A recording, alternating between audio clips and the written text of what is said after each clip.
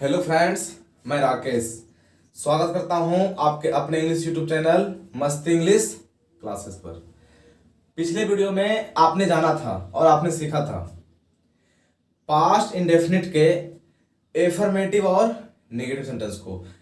आज के वीडियो में आप सीखेंगे पास्ट इंडेफिनिट के इंट्रोगेटिव सेंटेंस को, कि कोई ऐसी सेंटेंस जो पास्ट की इंट्रोगेटिव हो उसे आप ट्रांसलेट कैसे करेंगे और उसे ट्रांसलेट करने की वे क्या होगी। तो चलिए आइए अब चलते हैं अपनी क्लास की ओर। सबसे पहले पास्ट इंडेफिनिट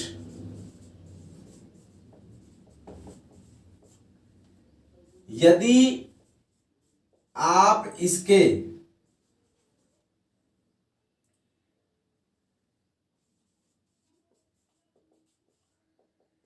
इंट्रोगेटिव की बातें करेंगे तो जैसा आपने सीखा है इंट्रोगेटिव का अर्थ होता है इंट्रोगेट करना, तो इसे कहेंगे आप टू डू इंट्रोगेट।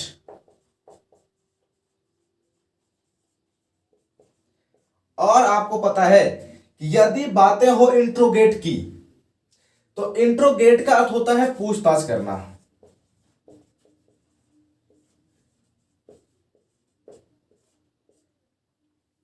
अब यदि इंट्रोगेट का अर्थ होता है पूछताछ करना तो इसका अर्थ हुआ कि इंट्रोगेट एक वर्ब है, यानी कोई ना कोई क्रिया है। तो जब ये कोई ना कोई क्रिया है तो यदि आप किसी से कुछ पूछताछ करेंगे तो वो इंट्रोगेट हुआ। यदि वो इंट्रोगेट हुआ तो इस इंट्रोगेट से आया क्या? इंट्रोगेटिव। इसका अर्थ हुआ कि इस इंट्रोगेटिव के माध्यम से भी आप कुछ न कुछ पूछताछ करेंगे। तो इससे आप किस प्रकार पूछताछ करेंगे, ये क्या होगी, इसकी बातें करते हैं। आपने देखा कि इंट्रोगेटिव को देखा तो आपने देखा इसका अर्थ हुआ इंट्रोगेट करना, पूछताछ करना। तो यदि आप किसी से कुछ पूछते हैं, आस्क समथिंग,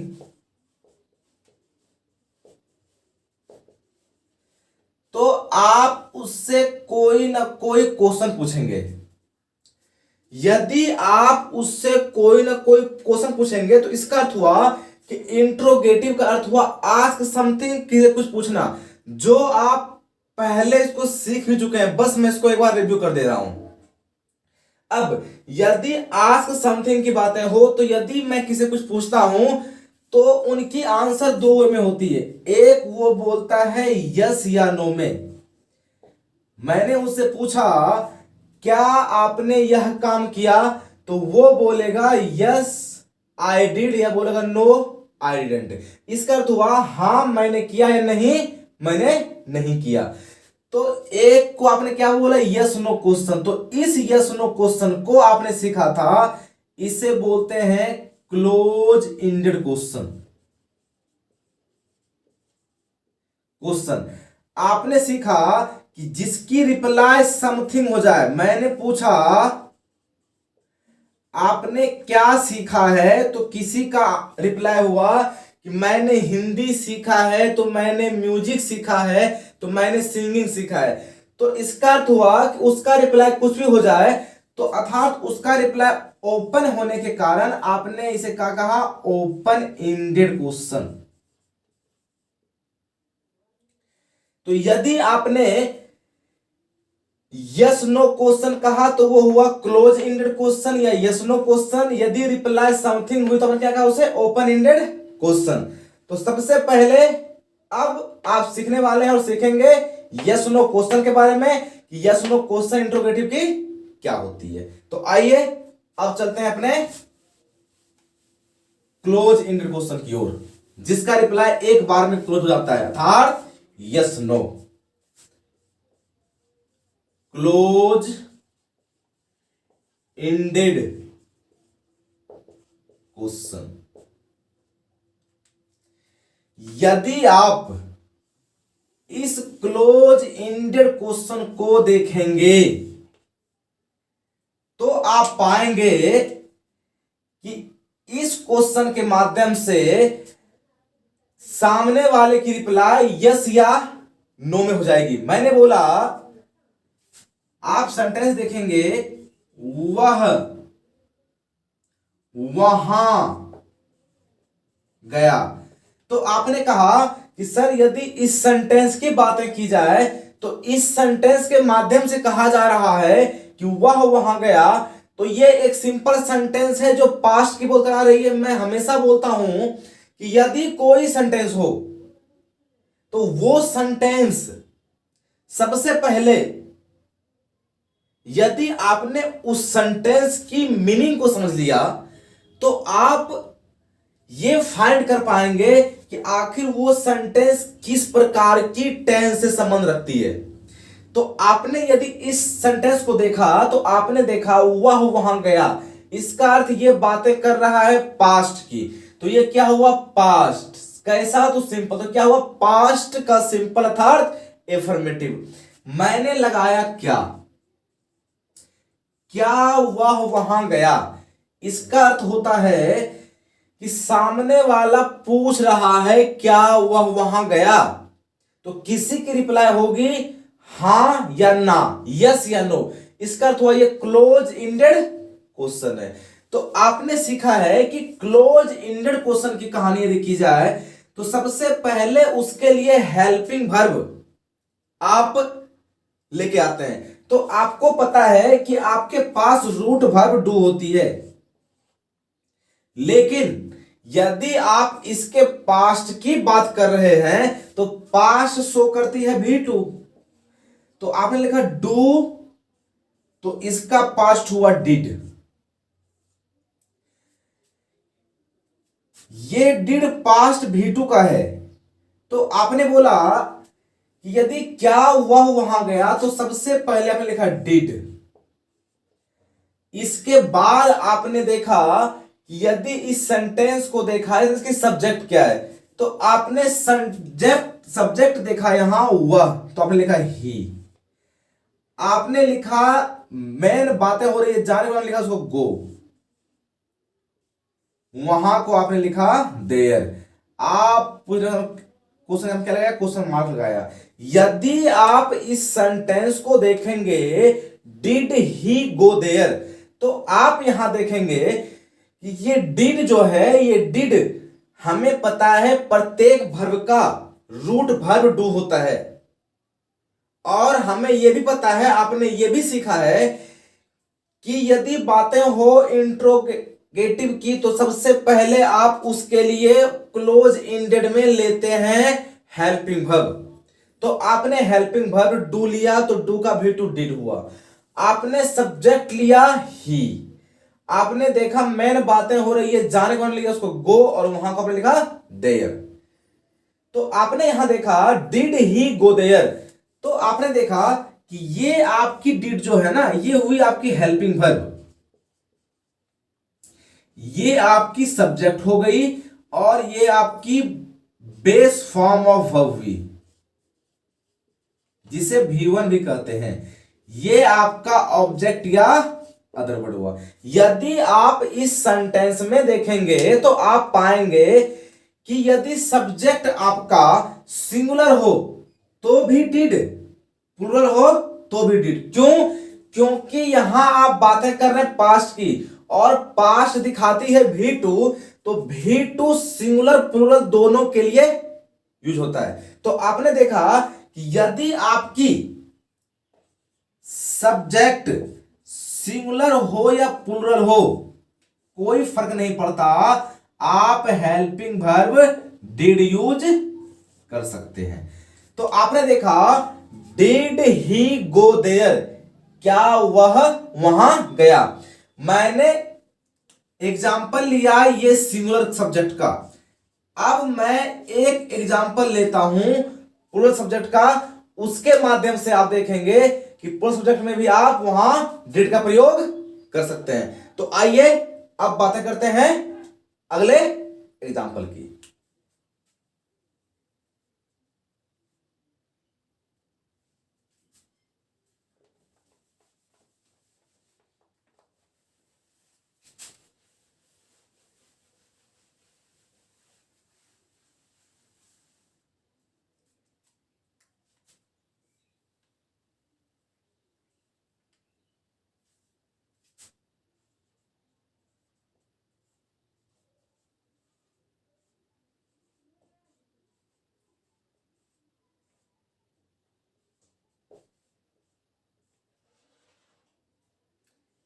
यदि आप इस एग्जाम्पल को गौर करेंगे, क्या तुम दिल्ली गए, तो इसमें आप देखेंगे कि सर तुम दिल्ली गए, बातें हो रही है पास्ट की, आपने लगाया क्या, तो क्या तुम दिल्ली गए, तो इसकी रिप्लाई होगी यस या नो। तो इसका अर्थ हुआ, ये हुआ क्लोज एंडेड क्वेश्चन। तो इसे बनाने के लिए आप क्या करेंगे, सबसे पहले आपको पता है कि इंट्रोगेटिव में आप क्या लेते हैं, हेल्पिंग वर्ब। तो आपने लिया डिड। डिड क्यों लिया आपने, क्योंकि बातें हो रही है पास्ट की, ये केवल पास्ट है सर। इसके बाद आपने देखा सब्जेक्ट आपका क्या है, यू है, तुम, तो आपने सब्जेक्ट यू लिया। इसके बाद देखा आपने मेन बातें हो रही है जाने के ऊपर, तो आपने लिया गो, दिल्ली लिखा आपने। डिड यू गो दिल्ली या did you go to Delhi, ये टू क्यों आया इसकी चर्चा बाद में होगी। Did you go to Delhi, यदि आप इस सेंटेंस को देखेंगे तो आप पाएंगे कि इंट्रोगेटिव के चलते आपने लिया हेल्पिंग वर्ब डिड, जो V2 है, जो दिखाती है पास्ट को। आपने लिया सब्जेक्ट, जो क्या था, प्लूरल। अब यदि आपने पास्ट ले ही लिया, पास्ट इसने शो कर दिया, तो पॉसिबल नहीं है कि आप मैन वर्ब को लिखें V2 में। तो हमने क्या लिखा, बेस फॉर्म या V1। ये टू हुआ प्रीपोजिशन और इसका दिल्ली क्या हुआ, खुद का ऑब्जेक्ट हुआ। यदि आप इस सेंटेंस में गौर करेंगे तो आप पाएंगे कि did you go to Delhi, क्या तुम दिल्ली गए। तो आपने देखा आपका प्लूरल सब्जेक्ट हुआ, फिर भी आपने डिड लिया, सिंगुलर था फिर भी आपने डिड लिया। इसका अर्थ हुआ कि आप सब्जेक्ट आपकी सिंगुलर हो या प्लूरल हो, आप उसमें डिड का ही प्रयोग करेंगे। क्यों, क्योंकि आपको सिर्फ पास्ट दिखानी है। अब लिया did you go to Delhi, क्या तुम दिल्ली गए। Did helping verb, you subject, go main verb, जो बेस फॉर्म है, ये यहां मेन वर्ब का काम कर रही है। To preposition, Delhi object. मैं एक बात और करूं कि यदि आप इस यू को देखेंगे ना, तो यू किसी ना किसी व्यक्ति के लिए प्रयोग किया गया है। तुम दिल्ली गए यदि आप बोलते हैं तो आपने किसी ना किसी व्यक्ति को बोला है। इसका अर्थ वो व्यक्ति क्या था, नाउन। आपने क्या लाया नाउन के लिए, यू, तो ये क्या हुआ, यू हुआ प्रोनाउन। हमेशा याद रखें, कोई भी नाम हो वो क्या होती है, noun. Noun is a naming word, noun एक नेमिंग वर्ड होती है। कोई नाम हो क्या होती है, नाउन। और यदि आपने उस नाउन को रिप्लेस किया, उसके जगह कोई भी वर्ड लेके आए आप, तो वो वर्ड क्या होगी, वो वर्ड की क्या होगी, प्रोनाउन होगी। तो यू क्या हुआ, प्रोनाउन हुआ। एक बात कि यदि यू प्रोनाउन है तो यहां आप देखेंगे कि ये जो तुम है ये काम कर रही है सब्जेक्ट का। सब्जेक्ट का अर्थ होता है जो काम करता है, वो क्या होता है, सब्जेक्ट। जिसके बारे में डिस्कशन किया जा रहा है वो क्या होता है, सब्जेक्ट। मतलब तुम दिल्ली गए हो तो कोई ना कोई ये तुम है, तुम काम करने वाला है, इसका अर्थ हुआ ये सब्जेक्ट। इसे हिंदी में कर्ता भी कहते हैं। तो सब्जेक्ट कोई काम करने वाला, या तो वो व्यक्ति होगा, क्योंकि कोई भी नॉन लिविंग काम नहीं कर सकता। इसका अर्थ हुआ कि सब्जेक्ट जो हुआ, सब्जेक्ट यहां तक आपने देखा कि सर जो काम करता है वो सब्जेक्ट हुआ। तो काम करने वाला या तो कोई नाम होगा, तो या कोई नाउन होगा या कोई प्रोनाउन होगा। तो आपने देखा सब्जेक्ट जो है आपका वो नाउन या प्रोनाउन हो सकता है।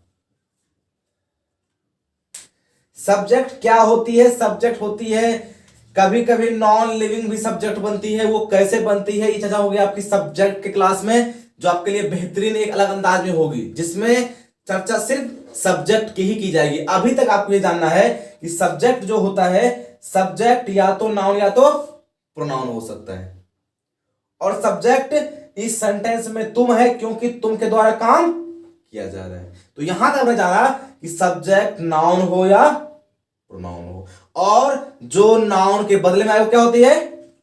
प्रोनाउन होती है। तो आपने फाइनली देखा कि यदि बातें की जाए पास्ट इंडेफिनिट के क्लोज इंडेड क्वेश्चन की, तो सबसे पहले आप हेल्पिंग वर्ब डिड लेते हैं। इस डिड के बाद आप लेते हैं सब्जेक्ट।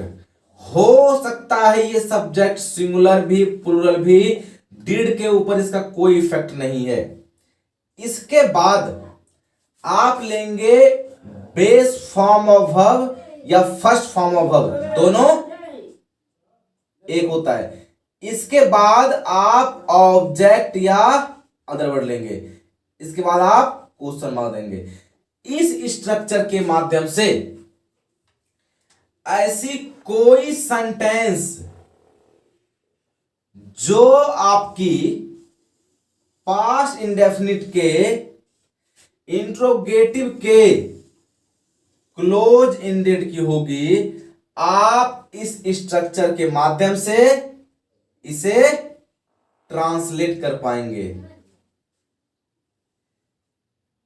आपको यह बिल्कुल नहीं सोचना ये जो बातें हो, ये डिड है तो प्रेजेंट सॉरी सिंगुलर है तो क्या लगाऊं, प्लूरल है तो क्या लगाऊं, सिंगुलर है तो डिड लगाएं, प्लूरल है तो डिड लगाएं, कोई फर्क नहीं पड़ता, क्योंकि आप उस डिड के माध्यम से उनको पास्ट इंडिकेट करते हैं कि ये बातें पास्ट की हो रही है।